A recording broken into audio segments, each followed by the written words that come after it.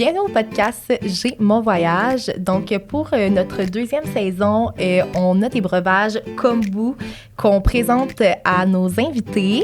Donc, en fait, Kombu, c'est une compagnie drummondvilloise de boissons de kombucha qui ont quand même quatre différentes saveurs.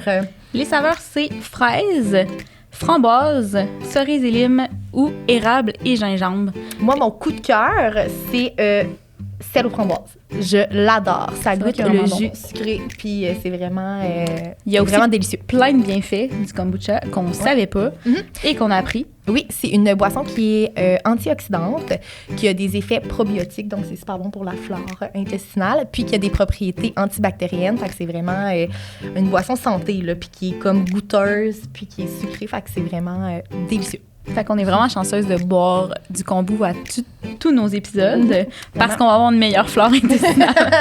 Oui, on va être en meilleure santé, en fait. Là. C'est ça, vous allez pouvoir utiliser notre code promo J'ai mon voyage 30 pour un 30% de rabais. Sur les caisses de canettes, ça revient à 48 $ la caisse de 24.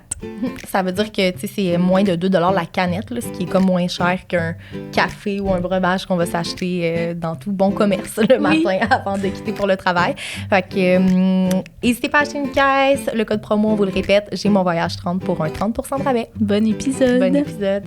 Bienvenue sur un nouvel épisode de J'ai mon voyage. Aujourd'hui, on a reçu Karel Cadoret, qu'on a connu sur les réseaux sociaux, qui est microbiologiste au niveau... qui s'intéresse en fait à la glace, qui a étudié la glace puis qui a voyagé pour sa recherche dans des pays nordiques. Il y a des endroits aussi où il y a comme aucune vie humaine, où le commun des mortels qui n'est pas scientifique peut se rendre. Là, fait qu'elle nous a expliqué comment c'était là-bas, puis comme la différence de paysage. Là, fait que c'était vraiment intéressant. Puis on en a plus appris aussi sur son métier, qui est pour nous vraiment méconnu. Ouais. Fait que, ça nous a quasiment donné le goût là, de se partir des études en microbiologie. Ouais, puis en fait, c'est que ses recherches puis ses voyages lui ont donné le goût de visiter les pays nordiques. Là. C'est vers ces destinations-là aussi que ça l'a amené à voyager. Fait que c'est de ça qu'elle nous parle là, durant l'épisode. Puis elle fait aussi plein d'autres choses. Là. Honnêtement, elle a une vie vraiment occupée, chargée de plein de projets. Fait que c'est ça. C'est vraiment intéressant d'écouter son parcours. Donc, allez la suivre sur les réseaux sociaux, puis écoutez notre épisode. Laissez-nous vos commentaires. Puis avant de vous souhaiter bon épisode, aujourd'hui, on a fait la Minute Easy Trotter qui consiste à présenter une destination. Puis Karel nous a présenté l'Islande, un pays qu'on adorerait visiter. Donc, elle nous a fait faire le tour un peu de son itinéraire. Fait que si c'est un pays qui vous intéresse, ben allez écouter la Minute Easy Trotter en même temps. Fait que bon épisode! Bon épisode!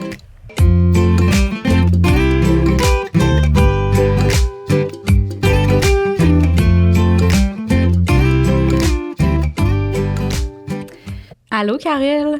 Allô, les filles! Salut! Merci d'avoir accepté notre invitation.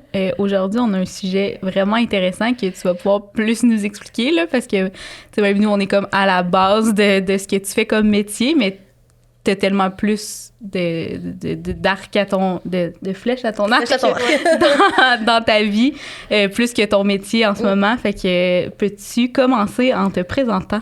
Ben oui, vraiment, merci de m'avoir invitée. Je m'appelle Karel Cadoret et je suis microbiologiste de formation. J'ai commencé à étudier la microbiologie avec un bac, puis là, j'ai presque fini la maîtrise. Alors, c'est ça. Mais sinon, je suis aussi ultramarathonienne dans mes temps libres. Je fais un petit peu de mannequinat ici et là. Fait que je pense que ça englobe quand même... une grande partie de ma vie, là, ces trois passions-là. Un horaire chargé, là. Ouais, c'est ça. Mais à la base, pourquoi tu nous as attirés, c'est vraiment ton métier de microbiologiste, parce qu'on a vu qu'avec ça, tu as pu voyager dans plusieurs pays nordiques. Peux-tu nous expliquer vraiment, comme ces études-là, ce métier-là qui est inconnu pour nous? Oui, bien dans le fond, la microbiologie, ça touche beaucoup de choses, hein, l'alimentaire, l'humain, mais aussi l'environnemental. Et quand j'ai commencé mon bac, j'ai trouvé un laboratoire à l'Université Laval qui étudiait la virologie nordique. Et là, ça, là, admettons, on regarde l'échelle des choses les plus spécifiques au plus large, là, on est dans l'échelle la plus spécifique qu'on peut avoir. Là. On est la microbiologie, fait que les virus, qui se retrouvent dans la glace, la neige, l'eau de fonte. Et c'est ça que je me suis dit, en fait, que ça allait devenir mon sujet d'étude. Et ça m'a mené, en fait, à faire quelques stages pendant mon bac. Fait que j'ai commencé, tu sais, à la base, là, fait qu'étudier les lacs à Québec, le lac Saint-Augustin, justement, là, que ça, c'est un lac vraiment en train de mourir, on pourrait dire, malheureusement. Ah ouais? Oui, parce qu'il y a beaucoup d'algues. Fait que c'était vraiment intéressant. Ensuite, on s'est dirigé pour mon deuxième stage, c'était plutôt à Kuujjuaq. Fait que là, c'était le pergélisol, les sédiments qui sont gelés, et les mares. Donc, ça, c'est... justement, là, des petits ponds d'eau qui a beaucoup de bactéries qui font du carbone. Et là, ça a vraiment un enjeu sur les changements climatiques. Ça, est-ce que c'est dans le nord du Québec? Ou... Oui, exactement. Fait qu'on est encore dans le subarctique. OK. Et là, c'est quand j'ai commencé ma maîtrise, mon mémoire, je me suis dirigée sur la caractérisation des virus et des bactéries dans la glace. Puis, étant donné que la glace était encore trop large pour moi, j'ai décidé d'y aller avec un écosystème encore plus précis. Puis, ça s'appelle un cryoconite. Fait que c'est un trou dans la glace, OK, qui est créé par l'accumulation de petits sédiments sur la glace. Et là, c'est de coloration foncée. Fait que ça l'attire vraiment rapidement l'énergie du soleil. Et dans l'Arctique, il y a des fois, pendant l'été, que c'est 24 heures de soleil. Hein? Fait que là, ça réchauffe vraiment beaucoup ces sédiments-là. Et là, au fur et à mesure, ben là, ça va fondre dans la glace.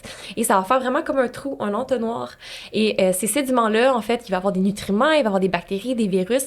Donc là, ça crée vraiment comme un petit trou là, de vie là, super unique et intéressante, que je me suis concentrée sur ça. OK. Fait que vraiment, là, regarder les virus, les bactéries et aussi des gènes de résistance aux antibiotiques. Fait que ça, c'est comme une autre partie encore plus précise, là. Mais ça serait pas mal ça en global, là, mon sujet là, de maîtrise. Là. OK, c'est fou, vraiment intéressant. Puis ça t'a mené, tu sais, là, t'es allé au nord du Québec pour découvrir ce phénomène-là. Est-ce que t'es allé ailleurs pour faire cette étude-là? Ouais, fait que le site d'échantillonnage se retrouve au nord du Groenland et des îles de l'Esmer. Fait que c'est au 84e parallèle. Le pôle Nord, c'est le 85e. Okay. Donc, c'est extrêmement loin. On a dû prendre près de 7 avions pour s'y rendre, dont un vol nolisé spécifique à l'équipe scientifique. Okay. Et là, on atterrit sur l'île de Warden, que ça s'appelle. Donc, c'est vraiment une île où il n'y a aucune vie humaine, seulement des camps scientifiques là, de 10 à 15 jours. Puis, donc, on établit notre camp de base avec des tentes là, puis on vit vraiment. On a aussi, on établit comme une grosse tente, que là, ça devient le laboratoire, qu'on appelait de Space Lab, là, parce qu'on dirait qu'on est dans une capsule spatiale, là, tellement c'est bizarre. Puis, notre site d'échantillonnage, le mien était à 2 km de marche de notre camp de base. Fait que là, on partait justement sur le site, marcher jusque-là pour échantillonner. Fait que ça serait à peu près ça, là. Puis quand tu dis on part, vous êtes plusieurs à comme faire cette étude-là? C'est qui est avec toi? Qui t'accompagne? Oui, c'est une grosse étude. Là. On a eu beaucoup de financement, justement, parce qu'on est dans un secteur qui est prôné à avoir beaucoup de changements là, d'ici quelques années. Donc, on avait des chimistes, des biologistes, des géologues, même l'Université de London, des États-Unis et Canada. Puis, il y a beaucoup d'universités à Québec, là, mettons, de Chicoutimi et l'Université Laval. Et c'est ça, mettons, quand on allait sur mon site, on avait tout le temps un guide. On avait moi qui échantillonnais, puis quelqu'un d'autre qui pouvait m'aider. Et le guide, lui, il avait le gun pour les ours polaires, par exemple. OK. Ah, c'est ça. Ça rajoute l'extrême, là. Non, on n'en a pas vu. Par contre, quand le brouillard se levait, là, ça faisait 5 minutes qu'on était là, le brouillard se levait, puis on était comme, OK, on a peut-être un petit 20 minutes avant de devoir quitter parce qu'on les voit pas, là, s'ils arrivent. Fait que ça rajoute de l'extrême à ça. Oui, vraiment. Puis sinon, ensuite, ma maîtrise en tant que telle, ça m'a ensuite mené à aller en Islande, présenter ce projet-là. Fait que ça s'appelle le Arctic Circle Assembly. Puis c'est une conférence à l'international. Là. Donc, il y avait un regroupement de scientifiques, nous, qui étaient les juniors, là, qu'on peut appeler. Après ça, il y avait comme secteur économie, il y avait les politiciens, même des militaires qui étaient là. Donc, c'est vraiment un regroupement de tous les pays, beaucoup de Nordiques, pour essayer de parler des prochains enjeux. Là. Donc, ça serait l'Islande, l'Arctique que ça m'a mené à aller, et ensuite le subarctique, le Kuujjuaq, comme j'ai dit. Puis sinon, à Québec, mes études m'ont mené à aller en Gaspésie, des petits voyages comme ça, au lac Saint-Augustin. Fait que ça serait pas mal le tour des petits voyages, là, des petits quand même. Ouais. T'as quand même mis les pieds à un endroit où il n'y a pas de vie humaine, là. Ouais, c'est quand même incroyable. Un grand voyage. Puis tout ça est en lien avec ton projet à toi de recherche, là. Ouais, exactement. Okay. C'est toi qui as initié tout ça, mettons. Non, c'était avec l'aide d'une de mes collègues qui, elle a fait beaucoup d'études sur la glace. Puis c'est elle qui m'a présenté le projet des cryoconites, là. Okay. C'est vraiment elle qui a initié ça. Et moi, j'ai dit, OK, parfait, j'embarque, peu importe. Même mon directeur savait pas trop si ça existait. Quand on s'est rendu à l'île de Warden, on savait même pas si on allait en retrouver. Fait que j'aurais pu me retrouver, là, bredouille. Puis finalement, on en a trouvé. Fait que merci. Ouais, une chance. Qu'est-ce qui, à la base, t'a intéressé dans, justement, la microbiologie? Qu'est-ce qui t'a amené à faire ces études-là? Ben, je pense que souvent, on l'oublie, là, mais la microbiologie, c'est vraiment à la base de la vie. Fait que, tu sais, l'homme découle aussi des virus, des bactéries, mais ça peut aussi vraiment contrôler, là, tu sais, quand on pense à la pandémie de COVID, là, un petit virus tout petit, là, peut vraiment mettre à néant la civilisation. Fait que c'est vraiment intéressant. Puis, on dirait que moi, je prends jamais de demi-mesure, là. Fait que quand j'ai entendu dire que ça existait de la microbiologie dans l'Arctique, j'ai fait, OK, là, je pense que c'est mon call. Je dois me rendre jusque-là. Puis ça, je le savais, là. À ma première année de bac, là, j'avais vu une présentation d'une étudiante qui travaille sur ces lacs-là, dans l'Arctique.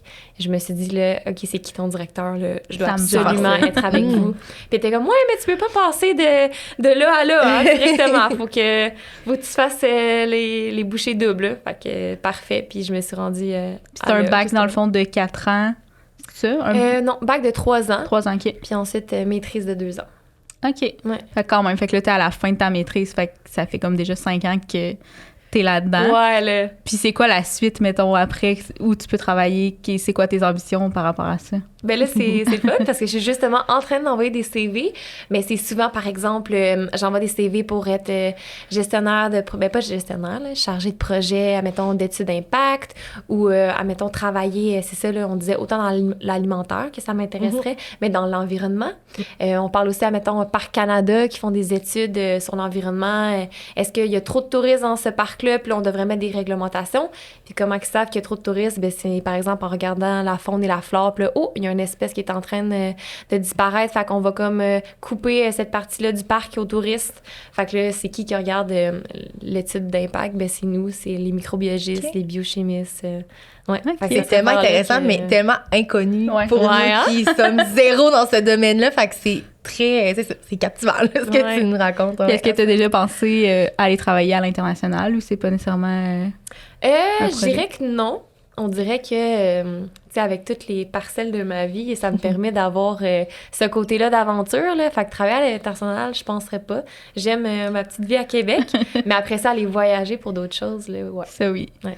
Puis est-ce que tu penses que tu vas faire d'autres voyages pour le travail, justement, ou pour la recherche? Tu sais, même si c'est complété, est-ce que tu penses faire d'autres voyages de ce type-là? Ben, je pense que si je me trouve une job à Québec, ça va être beaucoup plus, par exemple... je sais pas, aller à une rivière, la rivière Bécancour, qui est quand même proche d'ici, mais de regarder si les campings autour, les fermes, tu sais, ça serait plus ça que je me dirigerais. C'est sûr que là, tu sais, on reste à Québec, mais j'ai tout le temps un petit rêve, là, de quand, mettons, la course va me mener à voyager vraiment dans des endroits souvent isolés, ben, je serais quand même intéressée, par exemple, à m'associer avec une équipe de scientifiques, là, hey, je m'en vais, par exemple, au base camp de l'Everest, voulez-vous que je ramène des échantillons? Ou, tu sais, ça serait un de mes rêves, là, faire ça. Fait qu'à voir, là, mais... Puis justement, là, si ça se passe, là, comment que tu ramènes des échantillons concrètement? Ouais, ben c'est ça, tu sais... Ben là, qu'est-ce qu'on fait, c'est que nous, on ramasse les virus et les bactéries, fait que c'est tellement petit que tu peux pas juste prendre, tu sais, un scoop, puis ouais, j'ai tout. Fait que faudrait vraiment, par exemple, que j'amène des petits filtres, là, c'est des filtres de 0,02 microns, fait que c'est extrêmement petit, là. T'essaies de passer de l'eau là-dedans, là, puis il y a même les ions, genre, tu sais, le sodium, là, ça a quasiment de la difficulté à passer au travers de ce filtre-là, tellement que c'est petit. Fait que là, il faudrait que je filtre l'eau que je ramasse, par exemple, au base camp de l'Everest. Je filtre, puis c'est le filtre que j'assèche, puis ensuite que je ramène là, dans de la paraffine. Là, fait que c'est comme une petite couche de plastique là, que j'enroule autour du filtre. Puis là, je mettrais ça dans de la glace, là, si possible, là, pour pas que ça l'évolue pendant que je fais le transport. J'imagine que ça te prend des permis spéciaux pour faire ça, parce que tu dois pas pouvoir transporter des bactéries comme tu veux d'un endroit à l'autre, mettons. Non, c'est ça. Puis justement, là, c'est pour ça que quand on s'associe avec l'Université Laval, ils ont des gros contacts là, qui fait qu'on a tous les permis, puis ils nous encouragent vraiment à aller faire de la recherche dans le Nord. Là. Fait que on a toujours les bons permis pour le faire. Là. Ouais. OK. Puis comment t'as trouvé ça, aller dans le Nord du Québec? Pour vrai, c'est tellement ressourçant, là. Je me sentais bien, la nature, les gens là-bas sont tellement généreux. Ça, c'est quelque chose qui m'a vraiment touchée. J'aime aussi leur façon de voir les choses qui sont comme un peu libres. Là. Mettons, avec le soleil de minuit, ben, il est 1h du matin, les enfants, ils jouent dehors avec leurs ballons, puis toi, t'es là, tu sais, c'est différent que nous, qu'on a un couvre-feu. Ouais. Fait que je pense qu'ils vivent vraiment au gré du soleil, puis ça, j'ai vraiment adoré ça. Là. Ouais. Ça ressemble à quoi, mettons, une journée typique là-bas de recherche ou même de congé? Ben c'est sûr que, étant donné qu'on restait maximum comme 10 jours sur l'île de Warden, là, on n'avait pas de journée de congé vraiment. C'était vraiment intense. Ouais. Fait que, tu sais, on arrive, on se couche dans notre tente, fait qu'on a notre sleeping comme moins 40. Ça, c'est cool, ça, que genre vous viviez l'expérience, mettons, en tente et non comme dans une petite maison. Ouais, vraiment, là. Puis, c'était l'année où on était le plus de scientifiques, là, sur l'île. Fait que, d'habitude, il y a comme une petite maison, puis il y avait un poêle à bois, mais tu peux recueillir comme 4 personnes. Fait que là, c'était les directeurs qui étaient là, puis les étudiants, nous, on dormait en camping. Mais, tu sais, moi, j'adore ça, là. Fait que, on avait notre gros sleeping tout emmitouflé, puis on se lève le matin. Il a fait soleil toute la nuit, hein, fait que tu sais même pas il est quelle heure. Là, tu te lèves, tu t'en vas déjeuner. Et on avait fait shipper des cargos de nourriture là, pour 15 personnes pendant 15 jours. Fait qu'on avait de la bouffe. Ça, c'était pas un problème. Puis après ça, on remplit nos valises de matériel, puis là, on s'en va faire notre petite marche. On arrive sur la glace. Puis là, c'est difficile parce que t'es vraiment exposé, là. Il peut y avoir des vents de 70 km/h qui fait que tu peux pas échantillonner l'eau, là, parce que l'eau, elle part au vent. Ou, les ours polaires aussi, on sait pas. On est, en fait, sur la glace, là. Fait ils peuvent arriver de très loin.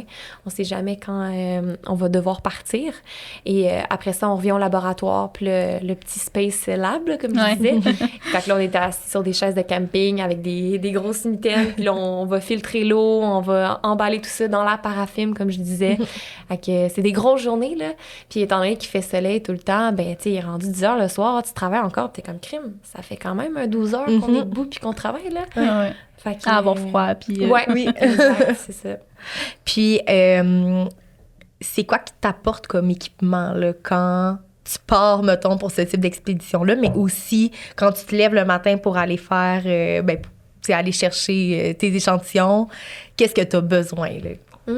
Ben c'est une bonne question, hein, parce que on part quand même pour longtemps, là. On est 15 jours sur l'île, mais au total, je pense que c'était comme un 20 jours, 25 jours là, qu'on prenait. OK. Fait que, tu sais, on amène nos gros sleeping, on a nos gros matelas. Les tentes sont fournies, puis c'est des tentes d'hiver, là, fait qu'elles sont beaucoup plus résistantes. Après ça, tu sais, moi, j'avais amené mes souliers de course en espérant que je puisse courir sur la dernière terre canadienne. Et je l'ai faite, mais j'ai couru comme 200 mètres en aller-retour parce qu'il y avait trop d'ours polaires. Ah ouais, j'avoue, tu vas pas t'aventurer. Non, tout seul, là, c'était interdit. Là, puis il fallait tout le temps avoir notre radio au cas où. Là. Okay. C'est ça, mes souliers de course, là, que j'amènerais tout le temps, peu importe où que je vais les amener.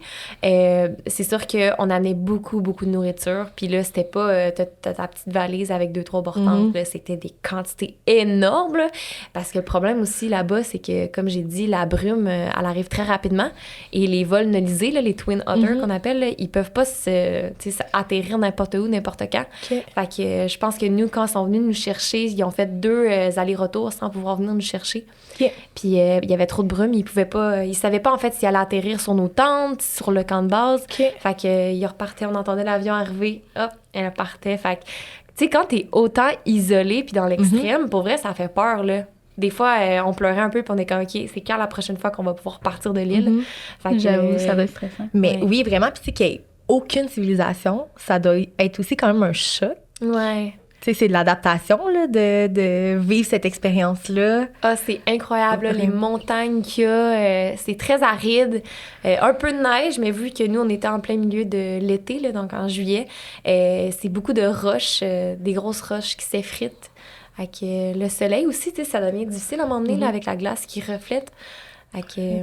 Puis les températures, ça ressemblait à quoi en juillet? Ouais, on a été chanceux, là. Il faisait autour de 0.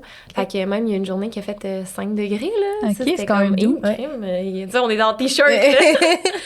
Fait que, ouais. Puis, mais au contraire, des fois, on était sur la glace en train de travailler, puis c'était comme, je sens plus mes doigts, et en ce moment, je dois partir, là. C'est l'urgence. Ouais, il devait faire encore plus froid quand vous partiez plus loin, mettons, du camp de base, parce qu'avec le vent, tout ça, là. Exact, là, tu sais, sur la glace, c'est ça, là, on est super exposé, mais au camp de base, on est comme un peu... Il y a une montagne ici qui nous protège du vent, fait que... Puis les gens qui vont là-bas, c'est vraiment juste des scientifiques, tu sais. Il y a pas quelqu'un qui peut dire « Moi, je vais prendre des petites vacances, puis je vais m'en aller là-bas. » Ouais. Ben, ça serait drôle que tu veuilles aller à cette île-là, parce qu'il y a juste rien à part une tente pour le camp de base. OK. Mais sinon, je sais qu'il y a un parc à côté, là. Le nom, je peux pas te le dire maintenant parce que je me rappelle plus vraiment. Mais oui, il y a des grands parcs là, canadiens là, que tu peux aller faire des hikes, là, puis c'est incroyable. Okay. Ouais. Mais se rendre jusqu'à l'île de Warden, c'est presque impossible d'y rendre. Là. Tu pourrais pas acheter un Twin Otter pour te faire l'aller-retour. Là. Les prix sont exorbitants. Là. Puis ça ressemble à quoi la grosseur de l'île à peu près? Ce serait comparable à quoi? Est-ce que tu le sais? Je dirais que l'île en tant que telle, c'est peut-être un 5 km de long. Par contre, quand mettons, notre camp de base est au milieu, il y a un lac derrière nous qu'on pouvait prendre l'eau potable. Puis vu qu'on est des microbiologistes, ben, on savait qu'elle était potable. Puis mettons, à 2 km vers la gauche, là, c'est la glace qu'on appelle. Puis après ça, à droite, là, c'était vraiment plus, tu sais, smootheux, là, je sais pas comment dire, là. Comme, tu penses que c'est un terrain qui est vraiment dur, mais finalement, tu t'enfonces jusqu'aux genoux. Fait que c'est inutilisable, tu peux pas aller dans cette section-là. Fait que c'est à peu près gros comme ça. Puis ensuite, t'as le mont Walker, le Walker Hill, que c'est peut-être un 300 mètres de dénivelé.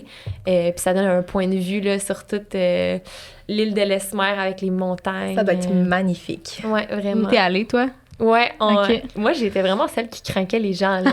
Puis là, vu encore là qu'il fait soleil 24 heures sur 24, ben, on a fini notre journée de travail vers comme 11 heures du soir. Puis à minuit, on est arrivé au top du Walker Hill.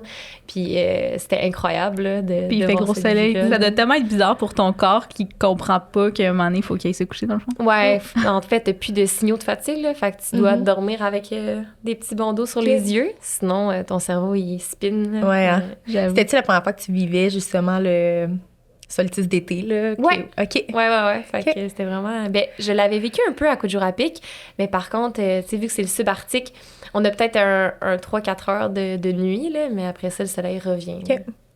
OK. C'est vraiment intéressant. Puis, tu sais, autre ton métier, là, puis tes recherches, tu fais aussi plein d'autres activités, un peu comme tu disais tantôt. Tu fais beaucoup de courses. Est-ce que tu as couru dans d'autres pays? Ouais, ben à chaque fois que je voyage, je pense que j'essaie de courir, là, puis ça fait depuis presque 10 ans, là. Je suis déjà allée en Argentine quand j'avais 16 ans, puis je prenais mes petits suivis de course, puis j'allais courir pour découvrir. Fait que ça a tout le temps été de quoi de inné en moi. Puis est-ce que tu as déjà fait des courses, tu sais, mettons des marathons ou des... vraiment d'autres... des courses où est-ce que tu es organisée, ouais, c'est ça, dans d'autres pays? Non, j'ai jamais fait des courses organisées dans d'autres pays, mais tu sais, c'est justement l'été dernier, en juillet, qu'on est allé faire le tour du Mont-Blanc en 4 jours. Puis là, je pense que ça se rapproche le plus d'une course organisée. Là, on avait tout prévu, les refuges. C'était l'équivalent d'environ 45 km par jour, là. 45 à 50. Quand même. Ouais. OK. C'était quoi, mettons, votre point de départ puis votre point d'arrivée? C'était Chamonix. Puis après ça, on allait, par exemple, nous, on l'a fait en sens anti-horaire, fait que contamine Montjoie, puis après ça, on remontait, puis on venait à Chamonix, là. Fait que vraiment une loupe parfaite, là, avec le Mont-Blanc au milieu. Wow! Ça devait être tellement beau. Ouais, vraiment, là. Puis côté hébergement, mettons, vous dormiez, tu sais, vous aviez organisé, mais vous dormiez plus chez des gens? Ou parce que j'imagine que ça devait plus...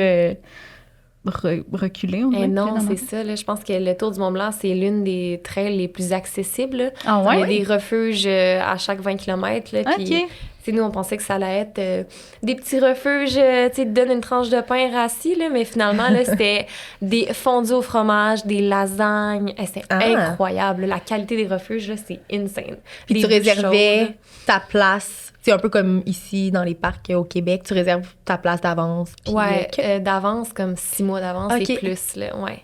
Puis c'est vraiment, vraiment achalandé, là, je pourrais dire. Ah ouais, OK. Fait qu'il y a beaucoup de gens qui font le même type ouais, mais c'est ça. Vu qu'il y a beaucoup de refuges, tu peux le faire en 10 jours, tu peux le faire en 12 jours, ouais. Puis toi, tu l'as fait en combien de temps? 4 jours. OK. 4 jours. Ouais. Puis il y a même des gens qui le font en 24 heures. Ah ouais? Mais ça, c'est les... Crinqués. Ouais, les crinqués. Puis genre, ils courent tout le long, mettons. Ouais, pendant la nuit aussi. Ouais, c'est ça. Les autres s'arrêtent jamais dans des refuges. Là. Ouais. Fait que ta passion pour la course, c'est depuis que t'es petite, là, que t'as cette passion-là de... OK. Vraiment. Mais admettons, j'ai commencé à faire des ultras plus après la pandémie, là, fait que 2020. OK. Parce que sinon, je courais plus, tu sais, des 3-4 kilomètres sur la route pour le fun. Puis après ça, je me suis vraiment mis à la course d'ultra, là. OK. Puis mettons, avant tes explorations dans les pays nordiques pour tes études, est-ce que tu avais déjà visité des pays nordiques comme genre la Norvège ou... Non! Hey, c'est fou, ma maîtrise, ça m'a tellement permis de comprendre ces environnements-là, puis à quel point c'était unique et mystérieux. Ouais, vraiment. Mais avant, quand j'étais jeune, tu sais, je faisais toute l'Amérique du Sud, là, Costa Rica, comme... je les ai plus dans la tête, là, mais tu sais, le Mexique, toutes ces affaires-là. Puis même, j'avais jamais traversé vers l'Europe. Puis là, quand j'ai commencé mon bac, j'ai voulu faire 3 mois d'immersion en Espagne. Fait que là, je suis aussi allée là-bas. Mais c'était pas pour la science. C'était vraiment comme moi qui veux découvrir un peu plus. Fait que... mais je le voyais, là, déjà en Espagne, là, je visais un peu plus les montagnes, là, les montagnes avec de la neige, surtout, là. C'était tout le temps notre point de référence. Là. OK, il y a des belles montagnes là-bas, on va, là. OK. Fait que je pense que c'est à partir de ce moment-là, quand j'ai commencé mon bac, quand j'étais allée plus en Espagne, que là, j'ai vu que les montagnes avec la neige et tout, ça m'intéressait beaucoup plus que finalement l'océan, peut-être. OK. Puis, quand tu es allée en Islande, qu'est-ce qui était différent de tes autres voyages en lien avec tes recherches? Bien, étant donné que l'Islande, c'est comme un concours de vulgarisation qu'on avait gagné, on était obligés d'être 5 jours à la conférence. Mais tu sais, obligés, c'était incroyable d'aller là. Mais on était quand même obligés de passer pour rencontrer les gens, faire notre présentation de projet. Mais par contre, nous, on avait aussi un 10 jours avant ça qu'on pouvait profiter puis aller visiter l'île. OK. Fait qu'est-ce qui était différent, c'est que là, j'étais avec 4 autres chercheurs à la maîtrise. Puis, tu sais, en ingénierie, il y en a une en biologie. Fait qu'on était peut-être comme un peu des têtes de scientifiques qu'on partait à l'aventure dans l'Islande. Là. L'Islande, vous en avez déjà entendu parler. Là, c'est incroyable, c'est riche. C'est justement mystérieux. Moi, c'est le mot qui me revient tout le temps. Les genres de montagnes, la plage noire. Les décors spéciaux, là, on dirait qu'ils sortent full de l'ordinaire. La glace, la neige. Fait qu'on partait vraiment en mode aventurier, là, comme si c'était un peu la fin du monde. Puis on était comme, OK, on a l'équipe de scientifiques, on est prêts à tout, là. On va tout savoir sur l'Islande. Fait que ça a vraiment été de quoi que j'avais jamais vécu, là, de comme partir en road trip, là, de faire... on l'a fait en 6 jours, puis c'est comme 1500 km. Fait qu'on faisait des 5 heures de route par jour. Okay. Puis mais en même temps, les paysages ont l'air tellement incroyables, même quand tu te promènes en auto. Plein de belles affaires là, quand tu te promènes. Tu conduis, puis t'as un glacier à côté de toi. C'est super beau, là. Puis aussi, nous, voulant toujours plus l'extrême, au lieu d'aller dans les campings ou les hôtels, avoir une van, ben on s'est loué juste un auto. Puis on a dormi dans l'auto pendant 5 jours de temps. Parfait, t'économises aussi en même temps. Fait que, tu sais, ben oui, mais c'était drôle parce qu'il y avait tellement un clash entre notre road trip qu'on est comme toutes dégueulasses dans l'auto. On mange n'importe quoi, genre des cannes de thon. Puis là, on arrive genre au Sherpa, au Arpa Center, qui est comme... le grand centre scientifique. Puis là, on est tous habillés propres, les cheveux frisés. Puis là, on mange comme du... tu sais, c'était tellement drôle. Du mignon. Puis on venait de comme 6 jours de road trip. J'ai vraiment aimé ça, le clash que ça a fait. Puis, tu sais, exemple, ce voyage-là, ça a été offert par l'Université Laval, j'imagine. Ouais, c'est ça. Fait que billet d'avion, puis l'hébergement quand t'étais au center. Ouais. C'est ça. Mais sinon, tout ce qui était à part le center, là, c'est nous qu'on devait tout débourser. Là. OK. Fait que vous vous êtes permis, c'est ça, en ayant 10 jours avant le center, vous vous êtes permis vraiment ça, parce que j'imagine que c'est pas tout le monde là, qui prennent plus de temps pour visiter. Là. J'imagine qu'il y en a qui vont juste à la conférence puis qu'après ils reviennent. Là, vraiment. Là, en fait, il y a des gens qui venaient pour 2 jours. Là. OK. Mais ça, c'était plus des directeurs, des professeurs qui n'ont pas le temps, vraiment. Là. Ou ça fait comme la 10e fois qu'ils y vont. Fait que... OK. Ils sont putain impressionnés par l'histoire. Oh, mais comment ne plus être impressionné? Mais on va en profiter pour faire la minute du trottoir, dans le fond, parce que là, j'avais d'autres questions par rapport à ça. Je me demandais, je sais pas si tu as eu conscience du prix du billet d'avion ou ça a vraiment été réservé par l'Université Laval? Ouais, dans le fond, les billets, c'était autour de 2000 $. OK. Puis, on se faisait rembourser le billet. Fait que ça, c'était vraiment intéressant. Sinon, la vanne, c'était à peu près... nous, on a pris une petite auto, là. Ouais. Puis c'était environ 800 $, je pense. OK, pour les 10 jours? Non, pour les 6 jours. Après ça, on était à pied dans le center. OK. Au niveau de l'épicerie, nous, on n'allait pas dans les restos. On s'achetait une boîte de pâtes avec une canne de thon et des petits pois et on a mangé ça. Fait qu'en termes de bouffe, pour vrai, je pense que ça allait coûter peut-être 300 $ d'épicerie, là. OK. Puis on était 4, là. Fait que... C'est vraiment pas cher. Ouais. Parce que je pense quand même que, de ce que j'ai entendu parler, tu sais, la nourriture, les restaurants en Islande, c'est quand même vraiment dispendieux, là. Ah oui, quand on est arrivé au center, là, c'est l'Université Laval qui payait les repas. Fait qu'on allait dans les restaurants, puis on était comme, ouh, par chance, hein? C'est comme la grosse queue de mort avec les pétoncles, là. T'es comme, voyons. Puis en plus, en Islande, fait que c'est sûr que ça coûte encore plus cher que dans un resto ici, là. Puis c'est quoi l'activité que tu as préférée durant ton road trip? Mais moi, c'est les hikes, là. Une hike en particulier, c'est le glacier Christina Undar, je pense que ça s'appelle. Là, les noms en Islande, là, c'est vraiment difficile. Ouais. OK? Fait que citez-moi pas sur ça. Mais c'était cette hike-là, puis on a fait comme un 9 km. Mais, tu sais, je voyais au loin, là, que ça allait super loin, là. Tu sais, on aurait pu faire des 20 km sur ce glacier-là, là. OK, c'est sûr, j'aurais aimé, mais là, en même temps, tu sais, t'es là 6 jours, faut pas que tu commences à courir des demi-marathons de montagne. Fait que ça a été incroyable. Le Black Diamond Beach aussi, que j'ai vraiment aimé, là. Ça, c'est des gros cristaux de glace, là, qui sont toutes lisses, qui vont sur la plage noire. Fait qu'il faut un gros contraste, là. Y avait-tu beaucoup de touristes quand t'es allée? Nous, on était en octobre. Hein. Ça, c'est aussi un point à comprendre parce que on est arrivé le 10 octobre, puis on a fini le tour le 16 octobre. Okay. Et dans ce laps de temps-là, on a perdu, je pense, 1 heure de soleil, là. Fait que, en 6 jours? En 6 jours, là, ça descendait très rapidement. Puis là, après ça, eux, quand c'était plus proche de décembre, il y a quasiment plus de lumière. Fait que c'est sûr que nous, il y avait beaucoup moins de touristes que je pense dans les mois de juillet, quand c'est l'été polaire. Fait que je le conseille sûrement, tu sais, d'aller voir c'est quoi que ça donne en hiver. Plus, c'est vraiment intéressant. Puis on n'a pas vu d'aurore boréale, par exemple. Ça, c'est tout le temps le highlight, normalement, quand tu vas voyager vers l'octobre, novembre. On n'en a pas vu. Mais sinon, ça ressemblait pas mal à ça. Puis la température, ça ressemblait à quoi en octobre? Ah, il faisait froid, là. Ouais. Puis moi, j'étais comme, moi, je vais amener juste mes souliers de course, pas besoin, mais finalement, j'ai amené des bottes d'hiver et par chance, là. Okay. Il a fait des tempêtes de neige, puis là-bas, c'est juste des touristes, hein. Fait que, mettons, il y a des gens de la Chine, de l'Europe. Qui ont jamais vu de neige, mettons. Pour vrai, là, quand on est parti du center puis qu'on allait vers les montagnes, là, on voyait un char dans le clos par kilomètre. Ah ouais? Ça faisait vraiment peur, là. Puis moi, c'était pas moi qui conduisais parce que j'ai horreur de conduire. C'est mon ami David. Et par chance, il a conduit les 1500 kilomètres. J'ai pas conduit une seule fois. Puis vous dormiez dans l'auto même à cette température-là? Ouais, c'est encore là, on avait nos sleeping bags, moins 40, la petite bouteille d'eau chaude aux pieds. Fait qu'on était absolument parfait, là. Ah, j'avoue, parce qu'il fait froid quand même dans un auto, même l'hiver. Puis ça ressemble à quoi, tu sais, mettons ton road trip, c'est quoi les arrêts que vous avez fait?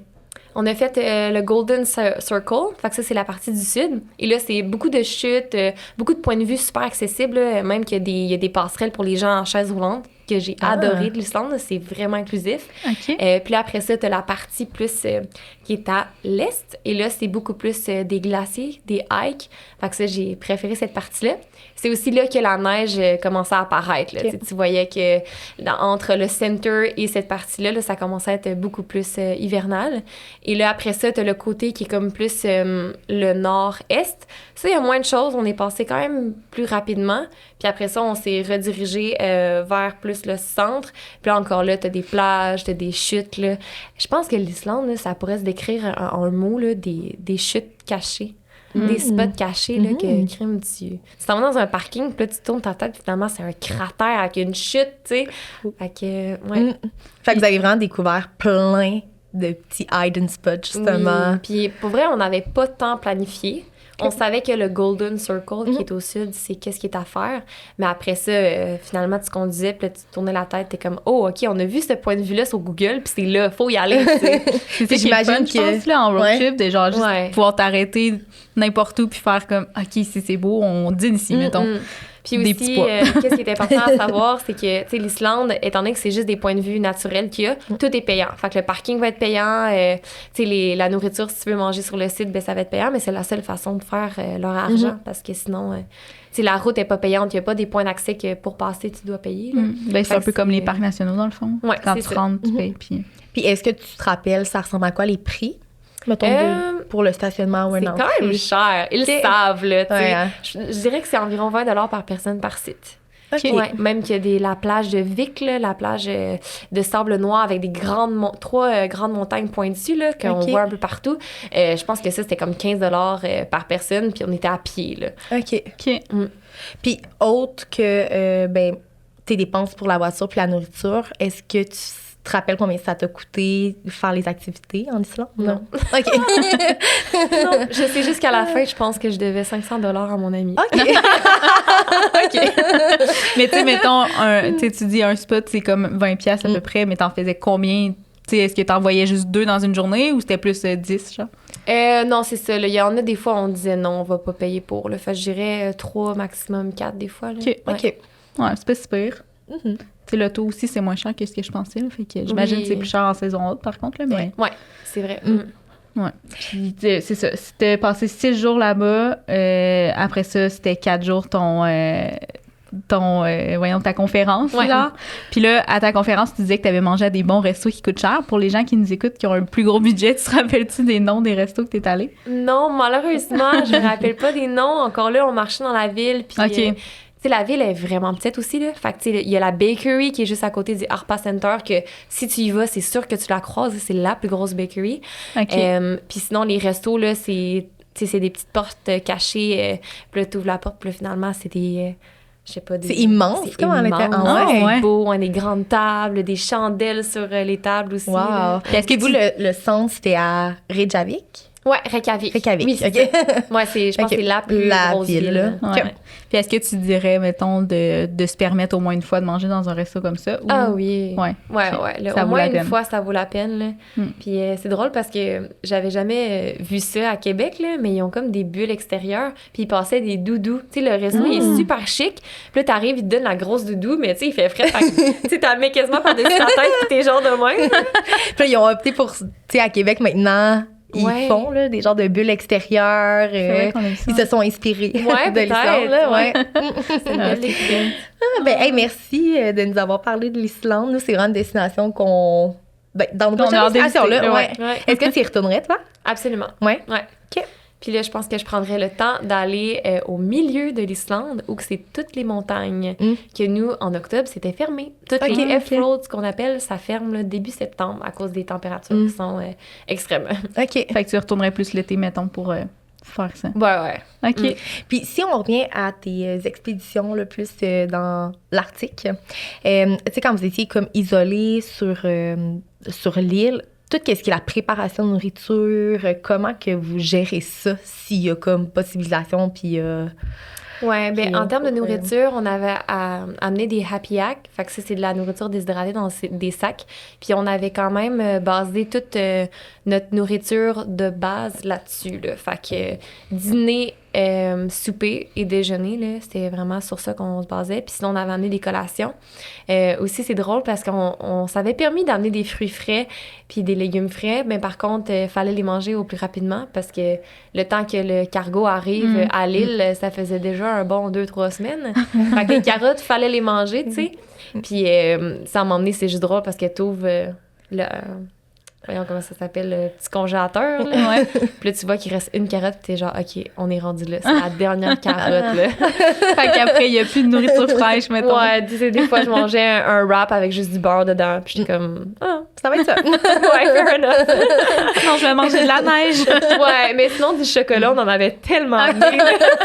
Ça, on en a pas. Une petite dose de sucre, là. C'est bon pour la nutrition. Puis est-ce qu'il y a du réseau là-bas, tu sais? Est-ce que... Non. C'est ça, OK. On avait un InReach, OK? Fait que c'est comme une radio satellite.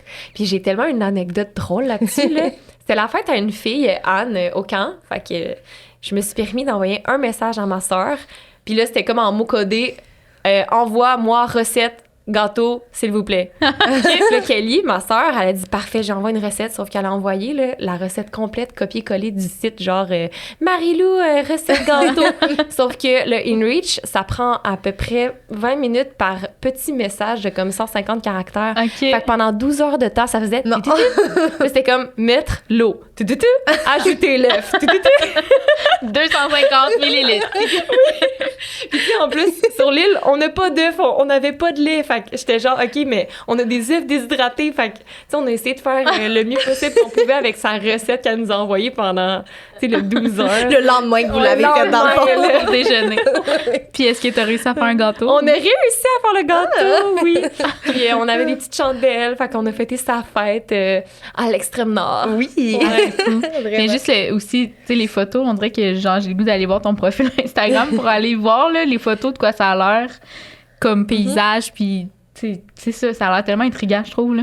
Ouais, je pense que tu peux pas voir ces types d'environnements-là nulle part ailleurs, là. C'est super aride, il y a pas beaucoup de vie, hein. Il y a des petits lièvres qui se promènent souvent autour du camp de base, c'est super cute. Tu vois des traces dans la glace, tu vois aussi beaucoup de petits mulots, là. Fait que ça ressemble à des petits hamsters, là. Mais, puis en plus, il y a beaucoup d'études qui se font sur ces genres d'hamsters-là, c'est vraiment drôle. OK. Là. Justement, à un moment donné, il fallait récolter les petits cadavres de ces genres de hamsters-là pour les ramener, pour qu'ils les analysent. OK. On était genre, c'est comme pas bon quand il meurt, là. Ça veut dire qu'il manque de nutriments sur l'île. Là. OK. Fait que c'était super intéressant, là. En fait, l'île au complet, c'est comme un laboratoire, là. Ouais, c'est ça, c'est fou. Puis, est-ce que c'est... Tu sais, les glaciers... Il y avait des glaciers, là, dans le fond, où est-ce que t'étais en Arctique, là, j'imagine? Ouais. OK. Puis est-ce que c'est vraiment l'image qu'on se fait d'un glacier, là, comme on voit à la télévision, comme on... Ouais. OK. Mais par contre, nous, on était sur l'île, fait que c'était pas vraiment un glacier. Puis moi, qu'est-ce que j'étudiais? C'était la plateforme de glace, plutôt, là. Puis les glaciers étaient plus autour. Il y a des gens qui prenaient l'hélicoptère pour aller sur les glaciers. Mais moi, je suis restée plus sur la plateforme de glace. OK. Puis la plateforme de glace, comment tu décris ça? C'est vraiment comme...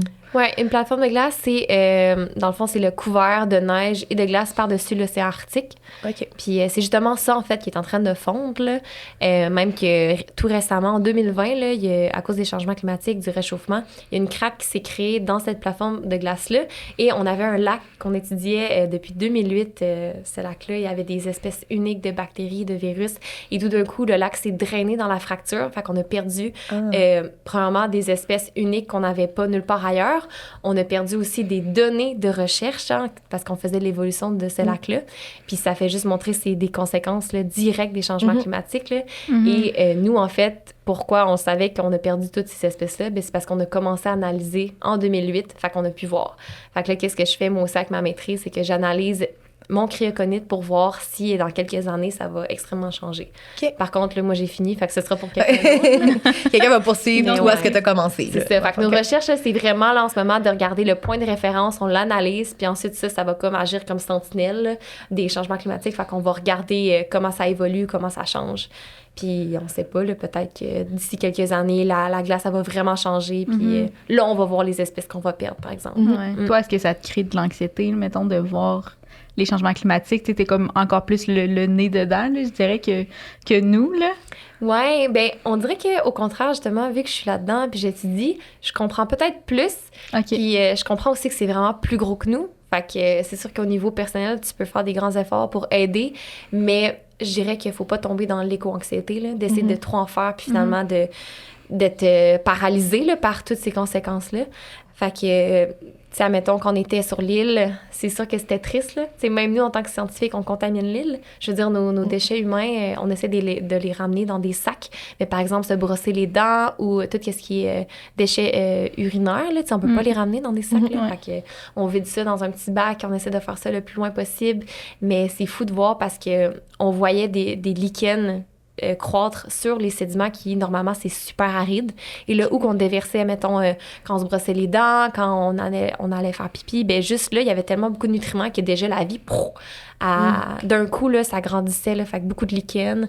Mais c'est pas bon pour l'île, là. Tu sais, c'est pas supposé d'avoir autant de nutriments. Fait que, c'est peut-être des fois la cause aussi de certaines morts que...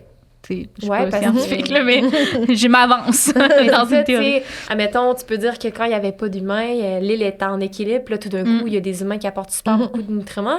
Fait que là, t'as comme un déséquilibre. Il y a une espèce qui prend l'avantage. Puis toute la diversité, elle, ben, est plus capable d'atteindre celle-là qui a été capable de prendre les nutriments. Fait que, Mais c'est fou dans le fond parce que, tu sais, c'est bien d'aller faire ces études-là, mais d'un autre sens, il y a quand même des répercussions. Fait que c'est comme, t'es comme pris entre deux, là. Oui, absolument, là. Puis aussi, face à ça, il faut savoir qu'il y a un équilibre à faire, là. Il y a la balance. Tu sais, oui, on a pris, pour vrai, 7 avions pour aller là. En termes de carbone, là, je pense que c'était incroyable, là, qu'est-ce qu'on a brûlé, tu sais, pour y aller. Mais par contre, les données qu'on utilise sont super importantes parce que ça peut peut-être pousser des gouvernements à aller limiter les touristes. Tu sais, moi, je pense au passage, là, dans le Nord, là, que la Chine, la Russie et le Canada se débattent, là, pour aller récolter les ressources. Ben, nous aussi, en tant que scientifiques, on dit, attendez, là, la glace qu'on voit en ce moment, c'est la dernière, là. Fait que si tu fais passer tes bateaux-là, là, t'accélères ça de beaucoup d'années. Fait que voici les restrictions. Fait que je pense que c'est quand même l'équilibre, justement, à voir, là. C'est comme... Ben, tu sais, oui, c'est vrai qu'il faut pas être trop éco-anxieux, mais en même temps, genre, d'entendre tout ça, c'est quand même stressant, on dirait, là. C'est ça. Mais je pense que pour apaiser l'anxiété, c'est de savoir que toi, en tant que personne individuelle, admettons, tu vas vraiment prôner plus les transports en commun. Puis oui, tu peux aller voyager, tu peux aller prendre l'avion, mais il faut juste que tu saches que après ça, quand tu retournes dans ta petite vie, ben, tu sais, prends-le pas l'usage unique, le plastique à usage unique ou les transports, tu sais, l'auto individuel. De faire des choix. C'est ça. Puis ramener l'équilibre. Parce que si on fait tout à l'extrême, toujours les transports en commun, je voyage jamais, vegan, ben là, tu vas peut-être te brûler, puis après ça, tu vas te désintéresser de continuer ça. C'est vrai. Vraiment. Puis, on peut peut-être faire un petit bout sur le Mont Blanc, justement, ton expédition, dans le fond, qui s'en vient, là. Tu as une expédition quand même qui s'en vient au Mont Blanc. Ça, on l'a déjà fait. OK. Ouais, c'était en juillet dernier. OK. Fait que c'est plus le court-métrage que vous allez faire par rapport à ça qui s'en vient, c'est ça? Il a déjà été fait. Ah! Oui. On dirait que dans nos recherches, on voyait pas que ça... Ce qu'on pensait voyait, que ça s'en venait. Ouais, c'est ça. C'était prochainement, mettons. Non, on a fait 4 représentations en date, OK. dont une qui était à Montréal, mais ça, c'était en septembre. OK. Puis là, on va recommencer à faire des représentations là, plus à Québec. OK. Fait que puis vos représentations, vous allez expliquer votre parcours, puis c'est parce que là, c'est ça, mettons, là, on écoutait la vidéo comme intro, là, je pourrais dire, qui explique un peu votre parcours, puis tu sais que vous étiez pas non plus des ultra... tu sais, vous couriez pas, je sais pas comment dire, là, mais vraiment des grosses distances, là, puis que là, vous vous êtes lancé là-dedans, puis que vous allez, tu sais, vous êtes vraiment relayés, puis vous avez compté l'une sur l'autre, là, fait que ça avait l'air vraiment inspirant, là, je trouve. Ouais, c'est ça. Puis dans le fond, quand on fait les représentations, ben, on présente le documentaire d'aventure, que c'est environ 35 minutes. Puis le film, c'est vraiment sur comment l'entraide, surtout entre les femmes, on peut s'épauler, puis c'est la synergie de l'équipe qui nous fait avancer. Puis après ça, t'as la partie aussi de Emmanuel Sanambo-Dequara, qui fait l'ascension du Mont Blanc. Okay. Puis là, même pour moi, c'est tellement une belle influence, là, tu sais, d'avoir fait ce tour du Mont Blanc-là, que moi-même, j'étais là, puis j'ai trouvé ça rough. Puis après ça, de la voir faire l'ascension de la montagne, c'est toute une affaire de gérer les émotions, gérer les blessures, puis aussi de gérer la nature, que je pourrais dire, là, parce qu'il y a les vents, que ça l'a empêché, en fait, de faire l'ascension complète. complet. OK. Fait que c'est vraiment, vraiment un beau documentaire. Là. Ben, crime, sachant qu'il est sorti, on va l'écouter. Oui, ben c'est ça, mais là, c'est pas encore disponible sur les plateformes. OK. Là. Fait qu'on attend de c'est faire... plus en représentation, dans le fond. Oui, parce que je pense qu'on va l'envoyer à des festivals, possiblement. Donc là, on doit rester un petit peu plus spécifique avant de le mettre sur toutes les plateformes. OK. Ouais. Puis, est-ce que tu as envie de nous parler un peu plus, justement, de ton expédition, ton immersion au Mont-Blanc? Eh oui, fait que ça, c'est un projet que ça nous a pris peut-être 1 an là, à avoir l'idée puis à le réaliser. Et au départ, c'était moi et Emmanuel, en fait, qu'on avait l'idée d'aller courir dans un pays. Puis après ça, Emma, elle avait toujours eu l'idée d'aller faire l'ascension du Mont-Blanc. Puis moi, je voulais aller là-bas. Fait que, on a dit, OK, parfait, on fait ça. Puis là, après ça, c'est Alexandra Tremblay, la 3e coureuse qui s'est ajoutée avec nous. Puis après ça, ça a été l'équipe parfaite. Là. On est arrivé début juillet. On est resté peut-être 3 jours dans la ville de Chamonix. Et ensuite, on est parti. Fait que vraiment, là, comme j'ai dit tantôt, le sens anti-horaire. Puis on était suivis par un vidéaste qui, lui, filmait. Vraiment, congrats à lui d'avoir fait... Il courait avec vous dans le fond. Ouais, c'est ça. Ben, tu sais, il a fait la première journée et la dernière. Fait que, tu sais, déjà, à la base, c'est vraiment un bon athlète, là. Mais il disait qu'admettons qu'il était raqué, là, après les dernières journées, là. Puis c'était vraiment intéressant parce que, tu sais, t'avais le challenge de comme, hey, on vit notre rêve de coureuse, mais attends, il y a un gars qui nous filme, puis genre... comme c'est drôle, c'est le fun, il nous posait des questions. Fait que tu sais, t'avais vraiment cette gestion-là de comme pas être un peu actrice là, mais tu sais au départ t'es comme pas habituée avec la caméra qui te suit en train de courir. Fait que tu trouves ça dur, mais tu souris les dents serrées. Sois belle et tais-toi. Ouais, c'est ça. Mais après ça, on a tellement comme quand on est arrivé au premier refuge, on a tellement enlevé notre masque là, puis on était genre aïe, c'est fou, qu'est-ce qu'on vit, puis comme il y en aura pas là des petits masques là, de genre c'est beau. Fait que ça a vraiment été le fun là. Puis c'est surtout au 2e jour qu'on a réalisé que faire le film là, c'est vraiment la 2e option là.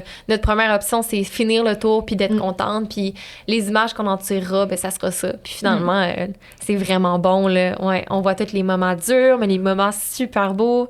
C'est quoi mettons ton highlight? Je pense que c'est la première journée, là, quand on est arrivé au premier refuge, là, on était comme, c'est là que tu réalises, genre. Ouais, c'est commencé, on a les montagnes devant nous, puis finalement, moi, je m'attendais à dormir sur un lit de bois, pas de douche, là. Et là, t'arrives, t'as comme des douches chaudes, la fondue au fromage. Et moi, je me croyais au paradis. T'étais prête à retourner, là. Ouais.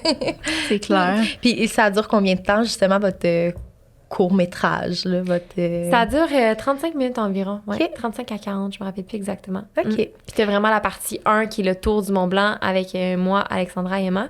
Puis ensuite, t'as la 2e partie de Emma qui fait l'ascension. Elle l'a fait après?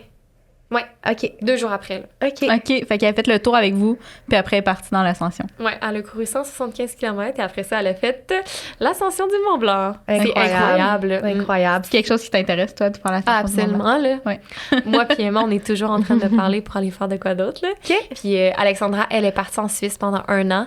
Fait que c'est sûr que ça nous appelle aussi, là, où qu'elle est en ce moment. Fait que c'est comme un point de départ, puis après, il y a plein d'autres projets qui vont émerger de ça.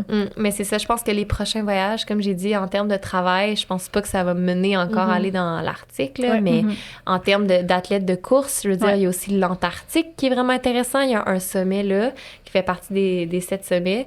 Puis, je sais pas, peut-être ça serait une belle idée, là. Il y a aussi plein de... Puis est-ce que le but, c'est de le monter à la course ou vraiment c'est juste... Ben, juste... Parce que c'est juste, tu sais, genre, l'ascension, ou c'est la course en montant la montagne? Ben, je pense que ça dépend, là. Tu sais, c'est sûr que si t'es vraiment en altitude, tu peux pas vraiment courir, mais, tu sais, une des idées qu'on avait, c'est par exemple aller en Chine, là. On s'est inspiré de Mathieu Blanchard puis de Marianne Hogan, qui sont 2 athlètes, là, vraiment aguerris, qui sont allés courir en Chine. Tu sais, quand ils disent courir, tu vois leurs vidéos, puis à un moment donné, ils peuvent pas courir, là. Ils marchent, puis ils sont en altitude, là. Fait que c'est un petit pas devant l'autre. Fait que je pense que ça serait pas mal ça qu'on voudrait faire. Une combinaison, là, genre, des deux, là. Puis ça vous a pris combien de temps, votre préparation à faire, justement, le tour là, du Mont-Blanc? Ça a pris un hiver et un printemps complet. OK. Puis comment tu te prépares à ça concrètement? C'est sûr que nous, on avait déjà de l'expérience de coureuse ultra avant, fait que ça nous a vraiment aidé, là. Mais je dirais que pendant l'hiver, on a couru beaucoup de touring aussi, fait des skis d'eau de route pour comme changer le volume de place. On a fait beaucoup de musculation, renforcer les genoux parce que le Mont Blanc, c'est quand même 10 000 mètres de dénivelé. Fait que, ouais, ça fait beaucoup, là, tu sais. On a renforcé tous ces muscles-là, tu sais, que normalement, on renforce pas tant quand t'es à Québec, là. T'es comme, la muscu. Puis après ça, on a fait une backyard. Donc, ça, c'est comme un 6 km que tu fais en boucle. Puis nous, on avait décidé de le faire pendant 12 heures de temps. Fait qu'au total, on a fait 80 km. Puis les gens venaient courir avec nous aussi. Fait que ça, c'était cool. Après ça, on a fait des week-end shocks. Fait que, tu sais, on allait à la petite montagne à côté de chez nous, qui est comme 200 mètres de dénivelé. C'est pas beaucoup, là. Puis on l'a monté encore une fois pendant 12 heures de temps. Les gens étaient vraiment avec nous. Pour vrai, la communauté de course à Québec, là, est vraiment hot. Là. Elle suivait tous nos plans. Puis, cool. Ouais, ça a été pas mal ça, là, de vraiment se mettre dans des positions là, de long effort là, de plus de 12 heures. Là. OK. Mais comme vous avez eu l'idée, parce que tantôt, j'ai dit que je pensais que quand vous étiez partis avec l'idée de faire le tour du Mont Blanc, vous étiez pas nécessairement des filles qui couraient des longues distances puis tout ça. Mais dans le fond, quand vous avez eu cette idée-là, vous étiez déjà ultra-marathonienne. Ben, mettons, moi, j'avais couru une fois 65 km. Okay. Emma, elle avait couru, je pense, un 50. Alex, je pense, c'était 35 km ou 50, ça longue distance. Fait que vous aviez déjà quand même repoussé vos limites, puis là, vous étiez dit... Mais jamais qu'on avait fait 50 km 4 jours de suite, là. Ouais. C'était tellement stressant, dans un aussi grand dénivelé, j'imagine. Exactement. Aussi, le Québec, il n'y a pas ça, là. Non, jamais tu vas monter pendant 12 heures, tu sais. Ouais, c'est ça. Puis est-ce que vous l'avez fait à la course vraiment tout le long? Non, il y a vraiment des endroits que tu dois marcher. Là. Puis sinon, quand ça descend, quand c'est du faux plat, tu cours. Puis est-ce que vous avez contacté quelqu'un qui l'avait déjà fait ou, tu sais, comme tu disais tantôt, c'est assez simple, vous avez tout trouvé sur Internet puis vous avez pu vous organiser par vous-même? Non, on a quand même demandé beaucoup de conseils à des gens qui l'avaient déjà fait. Puis les gens étaient comme, 4 jours, je pense pas que vous allez être capable, considérez plus le 5 jours. Puis on était comme, OK, non, on fait 4. C'est un défi de plus, là, un défi de plus. Il y a vraiment des, tu sais, le Mont Blanc, c'est ça, c'est une autoroute de gens, là. Fait que des vidéos, là, t'as un vidéo explicatif en 3 jours, en 4 jours, en 5 jours. Fait que c'est vraiment facile de trouver des informations. OK. Puis mettons qu'on revient à la base du voyage. Toi, avant tes études où tu as voyagé plus, mettons, au nord puis tout ça, ça ressemble, tu disais tantôt que tu étais allée plus en Amérique du Sud. Ça ressemblait à quoi, mettons, ta vie de voyageuse? À chaque fois, je pense que c'était plus pour aller vers le surf. Okay. Fait que, par exemple, quand on allait au Costa Rica, on surfait le matin, puis là, quand il faisait plus froid, là, mais il faisait quand même 30 degrés. Le soir, au sunset, là, j'allais courir sur la plage. Fait que c'était toujours un peu comme ça que la course se ramenait, là, venir combler. Fait que tu as visité l'Amérique du Sud. Est-ce que tu es allée en Asie? Est-ce que tu as visité, mettons, l'Australie? Ou... Non. Fait que, tu sais, j'ai même pas visité l'ouest du Canada, là. OK. Mais je suis allée dans l'Arctique, là. Fait que j'ai beaucoup à faire, là, tu sais, je pense à l'ouest, là, plus pour le snow, peut-être. OK. Après ça, la Chine pour les grandes montagnes. Le plateau tibétain encore pour les montagnes. Fait que, Mais c'est vrai que c'est peut-être plus les destinations extrêmes là, qui m'intéressent. Oui, c'était un peu ma prochaine question. Tu sais, tes voyages, tu les planifies en fonction un peu de défis que tu peux réaliser. Je pense que dans les prochaines années, ça va être ça. Là. Puis c'est drôle parce que je préférais aller dans l'Antarctique que d'aller genre au Costa Rica. Normalement, c'est comme dans la chaleur et tout. Mais là, moi, j'aime le froid. Puis est-ce que tu as envie de visiter justement d'autres pays nordiques? C'est maintenant que tu as fait l'Islande, est-ce que c'est ça, les autres pays nordiques qui t'intéressent? Absolument. La Norvège, Finlande, ça a l'air incroyable. Oui, vraiment. On a reçu justement cette semaine quelqu'un qui a habité 1 an en Norvège. Wow. Incroyable. T'écouteras l'épisode. Elle nous l'a vendu, là. On s'achète des billets demain. Non, mais pour vrai, la façon qu'elle nous en a parlé, puis des gens de là-bas aussi, ça avait l'air tellement... mais juste la culture des pays nordiques en général, là, ça a l'air tellement beau, puis... vraiment différent d'ici, moins stressant, plus... c'est ça. Vraiment. Puis les paysages, on dirait aussi que comme, quand tu penses voyage, tu penses tout le temps à des paysages... un peu genre du sud. Exotique. Ouais, on dirait, là. Fait que de se dire que tu pars en voyage dans un pays nordique, moi, dans ma tête, je suis comme, je sais pas à quoi m'attendre, on dirait. C'est quasiment plus des expéditions que des voyages quand tu vas là. C'est tellement différent. Puis, tu sais, tantôt, tu disais en Islande, j'ai pas eu d'aurore boréale. Est-ce que tu en as vu quand tu étais dans le nord du Québec? Non plus, parce que c'était l'été polaire. OK. Fait que, non. Ouais. Dans tes prochaines excursions. Oui, c'est ça. Oui. J'ai envie peut-être qu'on fasse le Patreon sur... tu sais, t'avais fait un petit Q&A sur ta page Instagram en prévision de ton passage ici. Fait qu'on peut peut-être garder cette partie-là pour notre Patreon. La réponse aux questions. Ouais. Oui. Parfait, c'est bon. Puis pour conclure l'épisode, on fait toujours un This or That avec nos invités sur le voyage, justement. Puis après ça, on pourra passer au Patreon. Fait qu'on va connaître mieux la voyageuse en toi. Oh, OK. Fait que première question, auberge jeunesse ou Airbnb? Auberge de jeunesse. Ouais.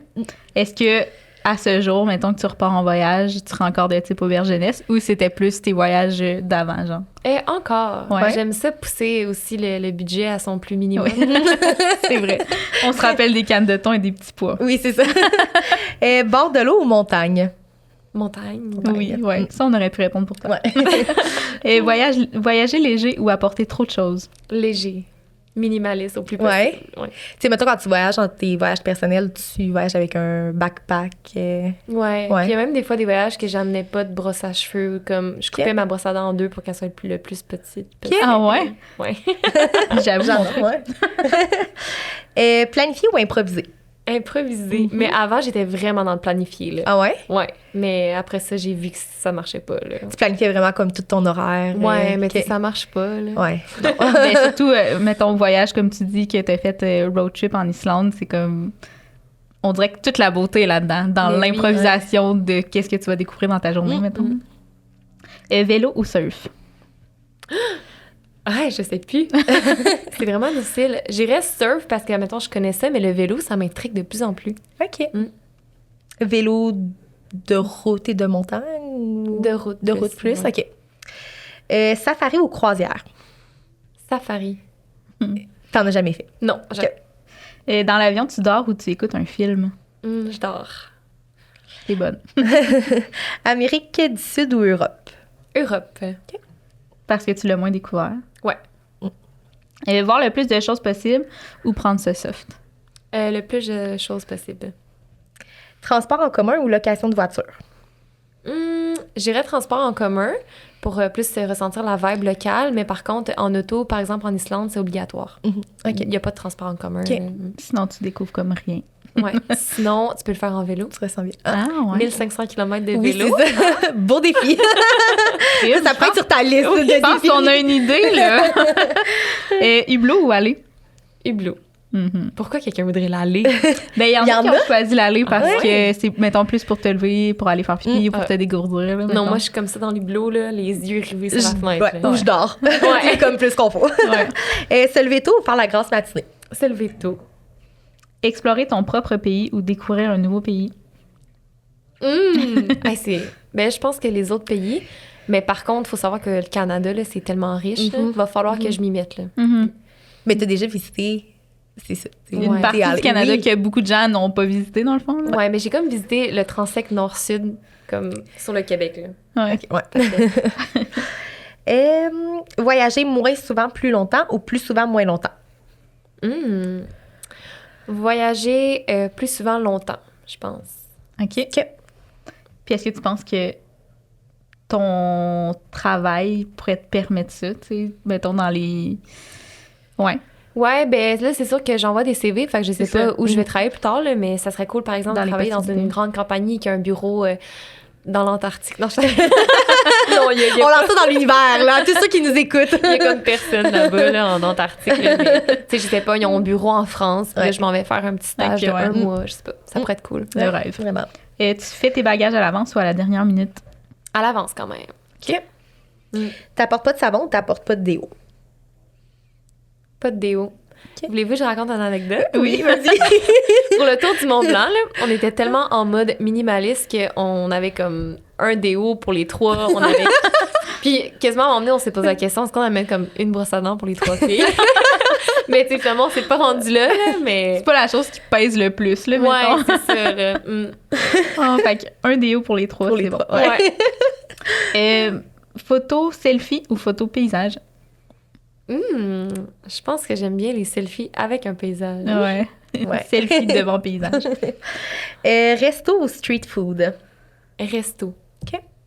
Te faire servir. Et voyager avec ton partenaire ou avec tes amis? Ah, ça, c'est vraiment difficile comme question. Oui. Parce que, tu sais, moi, mon copain, ça fait 5 ans qu'on est ensemble. Puis, tu sais, on veut voyager ensemble, on veut aller faire des sommets. Mais par contre, lui, il court pas. Fait qu'il va faire des longues randonnées, mais il va pas courir. Sauf que là, tu sais, moi, j'ai des projets de grandes courses. Là. Fait que, mais à date, là, tu sais, il était là au Mont-Blanc aussi, mais il a juste pas couru. Tu sais, il a fait les hikes autour. OK. Fait que je dirais mon copain puis mes amis ensemble. OK. Les deux ensemble. Tout le monde ensemble. Ouais, tout le monde ensemble. Juste des activités différentes avec c'est chacun ça. d'eux. Lieu touristique ou lieu caché? Lieu caché. Et tu préfères un bon oreiller ou un bon matelas? Bon matelas. Puis, tu sais, quand tu commences à voyager un petit peu plus en camping, tu te rends compte que l'oreiller, ça sert à rien. Là. OK. Tu mets ton gilet, ton manteau. Puis c'est, mettons, toi, ton matelas de camping, j'imagine que t'en as un bon. Ouais, lequel? Je sais pas la marque en tant que OK. telle, mais c'est comme un sleeping moins 4 degrés, OK. super épais, OK. que j'ai acheté dans un magasin spécialisé. Là. OK. Pour vrai, Qui le se roule, matelas- j'imagine, qui est super compact. Là. Ouais, matelas et sleeping, là, c'est le must pour toutes les expériences de camping. OK. là. Puis quand t'es allé justement au Mont-Blanc, vous avez pas apporté beaucoup de choses, j'imagine. Vous avez vraiment voyagé léger, là, fait que ça ressemblait à quoi ce que t'as apporté? On n'avait rien en termes pour dormir, là, parce OK. qu'on n'en a pas de besoin. Il y a Ouais. des refuges. Ouais. Ouais. Et la seule chose qu'on avait amenée qui était finalement inutile, c'est un liner. Puis OK. ça, c'est qu'est-ce que tu mets normalement, mettons, dans ton petit sleeping bag. Sauf que les refuges, il y avait tellement des choses, là, des grandes doudous, OK. des couvertures en laine, fait qu'on n'en a jamais eu besoin. Là. OK. Puis le reste, c'était vos vêtements, puis... Ouais, même pour vrai, des bobettes, là, t'en as pas de besoin. Là. OK. Tu mets tes leggings puis that's it, là. OK. Genre, tout ce qui était pas nécessaire, on l'enlevait. Là. OK. Ouais, parce que vous, c'était un pas de plus, là, dans le fond. Ouais, on avait un sac mini comme ça. là. OK. Ouais. Puis ton eau, dans le fond, tu Dans remplis. les rivières. OK. Ouais. OK. Mm. Tu savais quel choisir. Ouais. Et puis la dernière question de Idée sur date, c'est faire la fête ou lire? Lire. Lire? Ouais, OK. tellement des bons livres là, d'explorateurs, les Mike Hearn, Caroline Côté. OK. En voyage. Genre, ah oui, là. Est-ce que tu as déjà été du type faire la fête ou... Pour vrai, ben tu sais, oui, je fais la fête puis j'adore ça danser, mais je dirais que je vais peut-être celle qui va partir avant minuit. OK. Et demain, à 4 h du matin, je vais être en train de C'est courir au sunrise. Oui, c'est ça. Parfait, on adore le mode de vie. c'est ça. Fait que c'est terminé pour notre épisode principal. Fait que merci tellement d'être venu. Puis, on peut te suivre sur les réseaux sociaux pour voir... Tes futurs projets. Oui, c'est Oui. ça. OK. Fait que c'est k.cadeau. Oui. Parfait. Puis est-ce que vous avez une page pour votre le Tour du Mont-Blanc ou... Non, c'est ça, c'est vraiment sur nos réseaux OK. personnels. Personnel. Ouais. OK. Parfait. Super. Fait qu'on peut passer au Patreon Bien. pour les questions que tu as posées à tes abonnés.